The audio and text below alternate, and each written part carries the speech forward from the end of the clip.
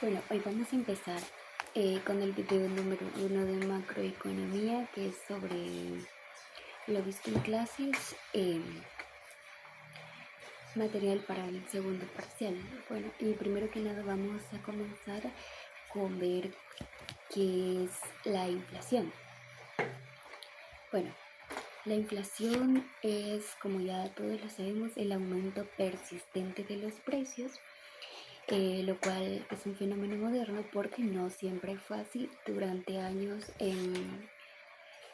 por ejemplo, si nos vamos hasta 230 años atrás, en Estados Unidos y el Reino Unido, los aumentos solo crecían, pero también bajaban, lo cual bajaban en grandes oscilaciones, o sea, sin ninguna tendencia creciente sostenida. Pero después vemos el otro caso, que después de 1940, que los precios comienzan a subir y subir de manera incesante y, o sea, nunca retoman niveles anteriores. Después pasamos a lo que es la economía. Funcionaba como ciclos largos, las ondas de Kondratiev. Acá lo que vemos es que, bueno, en el periodo que analiza más bien el libro de Shaikh está entre 1780 y 1940. Bueno, la economía capitalista se movía en ciclos largos de aproximadamente 40 a 60 años.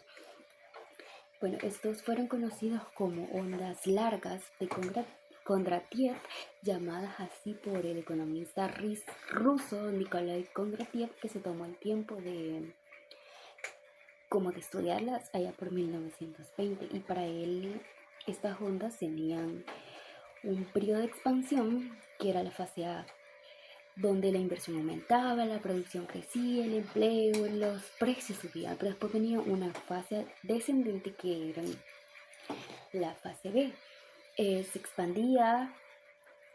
Se contraía todo lo que había subido. La inversión bajaba, la producción bajaba, el empleo bajaba, los precios bajaban. Bueno, para Kondratiev, los ciclos largos son periodos de expansión y contracción ligados a la inversión en capital, infraestructura y maquinaria. Bueno, la economía crece cuando se construye y se desacelera cuando termina y vuelve a crecer. Acá tenemos también como los periodos que él observó, de 1780 y 815, y su fase descendente fue entre 1815 y 1848, y tenemos la otra de 1848 y 1873, y su fase descendente en 1873 y 1896. Y la tercera, que fue ascendente entre 1896 y 1920, y su fase descendente entre 1920 y 1940. Después tenemos el patrón oro. El patrón oro, bueno, recordemos que las depresiones antes funcionaban como un mecanismo de control. Controlaban los precios y reiniciaban como un nuevo ciclo. Después viene el patrón oro como ancla deflacionaria. Este mecanismo funcionaba porque el sistema monetario estaba anclado al oro. Bueno, bajo el patrón oro, cada billete era como un certificado que tú podías canjear, que se guardaba de oro por oro, que se guardaba en la bóveda del Banco Central, por así decirlo. Esto significaba que la cantidad de dinero en circulación estaba limitada quizás por un físico real, porque el oro, recordemos que no se puede fabricar arbitrariamente, sino que debe ser como, aparte de que tenía un límite físico real, implicaba trabajo real porque debían minarlo. Después pasamos a el quiebre después de 1940. Vaya, en el quiebre de 1940, bueno, como ya lo mencionaba, la economía funcionaba como por el patrón oro, ¿no? Entonces, alrededor de 1940 esto converge, hay varios cambios que se vinieron dando simultáneamente. Bueno, el cambio más profundo fue el monetario, que acá se rompe el mecanismo que se traía con el patrón oro. Con los acuerdos de Bretton en 1944, el patrón oro se debilitó y la decisión de Nixon en 1771, si no me recuerdo, terminó eliminándolo. Definitivamente, el dinero pasó a ser fiduciario, respaldado únicamente por la confianza en el Estado y sin ningún límite físico de su expansión. Junto a esto vinieron otras políticas como las keynesianas, que se vino depresión, en recesión debe aplicarse lo del gasto público y eso, y también el poder sindical o sea, que en parte dio como rigidez salarial, impidiendo que los salarios cayeran libremente en la crisis, y las grandes corporaciones oligopólicas adquirieron poder para fijar los precios en lugar de simplemente aceptarlos. Dicho esto, pasamos a la siguiente diapositiva, que es ondas doradas, idea clave de Scheik. Las ondas doradas, bueno, empecemos por decir que las ondas doradas aparentemente después de 1940 desaparecen, aparentemente, pero después de 1940, como lo mencionaba, porque los precios solo muestran una subida continua, ya no subían y bajaban como antes, ahora solo subían. Pero Scheik descubre algo que se podría decir que fascinante, ¿no? Porque él dice que quedaron bajo una inflación fiduciaria, porque recordemos que el dinero se convirtió en dinero fiduciario y ya no estaba respaldado por algo físico, solo por la confianza en el Estado. A ver, él dice, si en lugar de medir los precios en moneda nacional, los medimos en términos de oro, dividiendo el nivel de precio por el precio del oro, esa misma moneda, las ondas largas reaparecen claramente, incluso en la posguerra. A estas ondas medidas en oro, Scheik las llama ondas doradas, porque coinciden exactamente. Bueno, primero quizás mencionar como la primera onda dorada para él de posguerra tuvo un pico en 1970 y su fase descendente coincide con las estabilizaciones de los años 70 y 80, la primera que la observa. La segunda dice que coincide exactamente con la crisis global de 2007 y 2008, y que su pico estuvo como en el año 2000. Dice que, bueno, eso más que todo. De allí viene la siguiente diapositiva, que es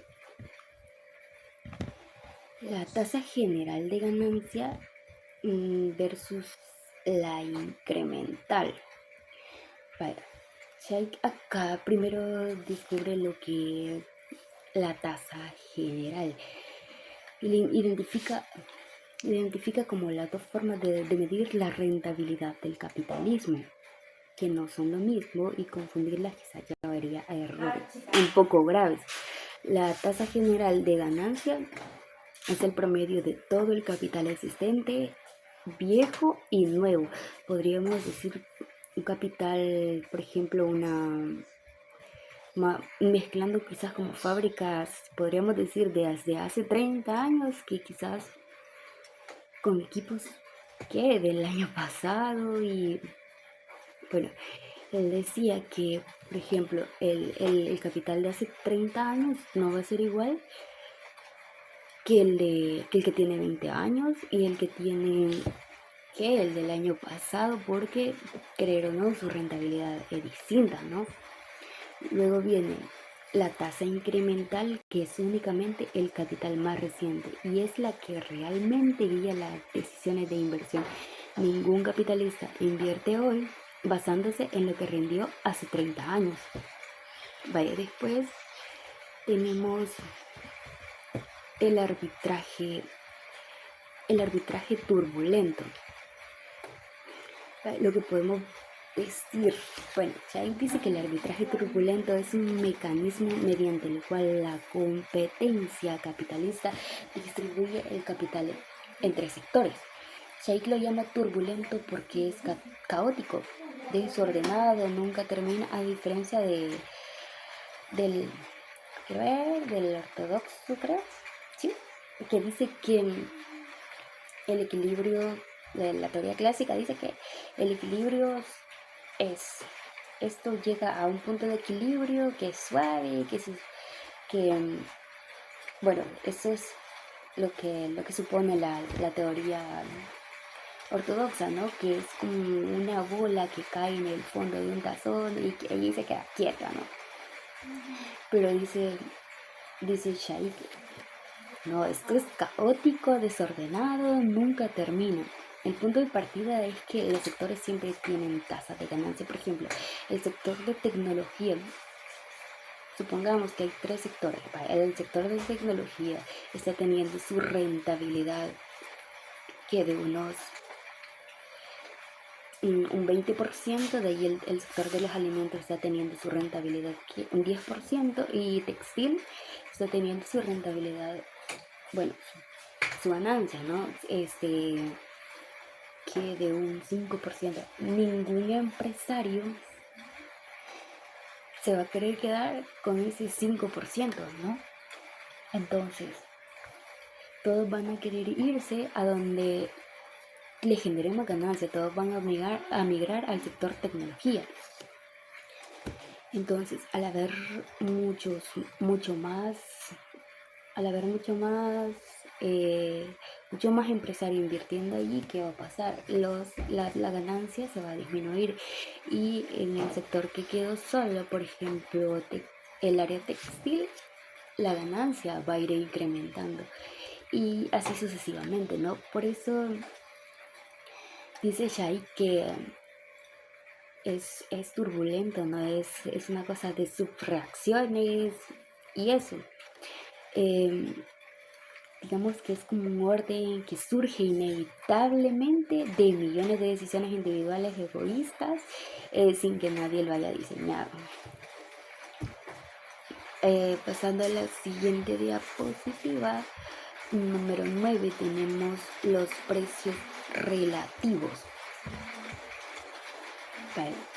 Acá Chayk dice que el precio de cualquier mercancía tiene componentes fundamentales, y es que el primero es los clubes, ¿no? Los costos laborales unitarios, el costo laboral unitario verticalmente integrado, que se suma todo el trabajo humano en la cadena completa, es decir, el trabajo que es directo de producir, más el trabajo de producir los insumos, más el trabajo de producir los insumos de los insumos, y así sucesivamente. Vale. El segundo componente es la relación entre ganancias y salario. David Ricardo, sí, creo que David Ricardo, si no mal recuerdo, argumentó que los precios relativos entre mercancías está dominado casi completamente por la relación entre sus costos laborales, pero sin antes mencionar es la relación ganancia-salario, ¿no? Vale. Él explicaba que la relación entre sus costos laborales, estimando quizás era un factor que explica el 93% de las diferencias entre precios de sectores, vinieron los economistas modernos y ridiculizaron la idea durante décadas, pero Chayk viene y luego dice, analiza empíricamente, analizando los datos de 71 sectores, él se da cuenta y dice que aproximadamente el 87% de la estructura de los precios relativos en el mercado parece caótico a corto plazo, pero a largo plazo los precios gravitan hacia su base real, eh, que es cuánto trabajo humano contienen, ¿no? Vaya, después vamos a la siguiente diapositiva, que sería la número 10. Las escuelas económicas, que las vimos en una guía. Primero tenemos la escuela monetaria. Parten de la ecuación de que la masa monetaria por la velocidad del dinero es igual a el precio por la producción. Y aquí dice que, bueno, la escuela monetaria parte de que si incrementamos la masa monetaria, si el Banco Central inyecta más dinero, eso es lo que va a causar es un aumento de los precios, es inflación. Pero de ahí viene la escuela bancaria y dice, no, es que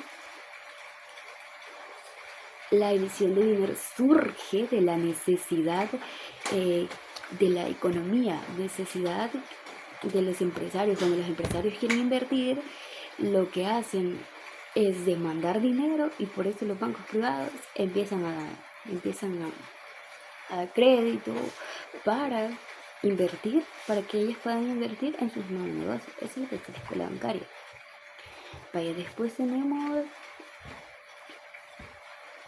creo que tenemos la escuela keynesiana, que dice que parte de una observación que la economía capitalista no tiende como automáticamente al pleno empleo y se queda estancada con alto desempleo indefinidamente si la demanda privada es insuficiente. La demanda agregada, bueno, determina el nivel de producción y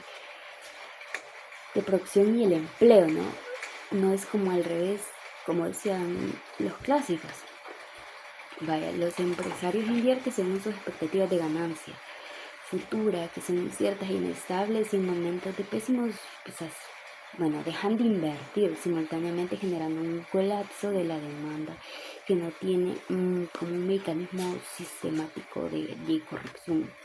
Y la escuela calequiana lo que decía que son como problemas sociales entre los trabajadores y el capitalista por repartirse el ingreso generado, y ese conflicto distributivo determina tanto la inflación como el nivel de actividad económica. Y bueno, aquí es, por ejemplo, si suben los costos de producción, ¿qué va a pasar? Un calequiano no va a perder, va a subir sus costos de producción, va a subir su precio, ¿no? Su precio de su bien. Por cuestiones de tiempo vamos a ir pasando a la competencia real versus la competencia perfecta. El libro lo que decía es que la competencia perfecta sostiene que ninguna empresa puede influir en el precio del mercado, como lo dice la teoría clásica, ¿no? Y que puede vender todo lo que quiera al precio vigente, lo que términos gráficos llamarían una curva horizontal. Pero Sheikh dice, esto es un argumento interno devastador. Si todas las empresas son iguales y están igual de informadas, todas saben que cuando una reacciona a una señal del mercado, todas reaccionan igual, todas al mismo tiempo, digamos. Si uno aumenta su producción, todas lo hacen simultáneamente. Entonces dice, aquí hay sobreoferta y el precio cae. Por lo tanto, una empresa racional sabe que sus decisiones sí afectan al precio del mercado, lo que significa que en realidad enfrenta con una curva de demanda, una pendiente totalmente negativa, ¿no? Eso significa que simplemente la empresa sube su precio, vende menos. Si lo baja, vende más, ¿no? Vaya, después pasamos a la última diapositiva y tenemos la ley de Say. Bueno, la ley de Say lo que nos dice es que, bueno, que la oferta crea su propia demanda. Ricardo defendió completamente esta teoría, que su argumento es que todo lo que produce encuentra automáticamente su demanda, ¿no? Pero de ahí viene Marx y dice, esto no es posible, a menos que sea trueque, ¿no? Tú das un producto, recibes un producto y así, pero en una economía mercantil real, ¿qué pasa? Hay tres componentes, ¿no? Porque por medio de las mercancías, aquí ya entra como el dinero, mercancía, dinero, mercancía. Bueno, los defensores de Say, de la ley de Say, dice que este circuito es continuo e ininterrumpible, como ya lo comentábamos, ¿no? Porque quien vende obtiene dinero y necesariamente lo gasta. Pero Marx dice, no hay ninguna razón para que esto sea así. No, tú no estás obligado a gastar otra vez tu dinero. Quien vende y obtiene dinero, no está obligado a gastarlo de inmediato. Puede retenerlo, atesorarlo, no sé, diversas cosas. De ahí que Keynes dice, la economía normalmente opera bajo que el tema del pleno empleo, por debajo de ello. Pero después dice, la demanda determina la oferta y no es al revés. Si el gasto deficitario del poder del gobierno aumenta la producción y el empleo, porque hay capacidad de ocioso disponible, el dinero definitivamente que no es neutral, ¿no? Llegaríamos hasta acá y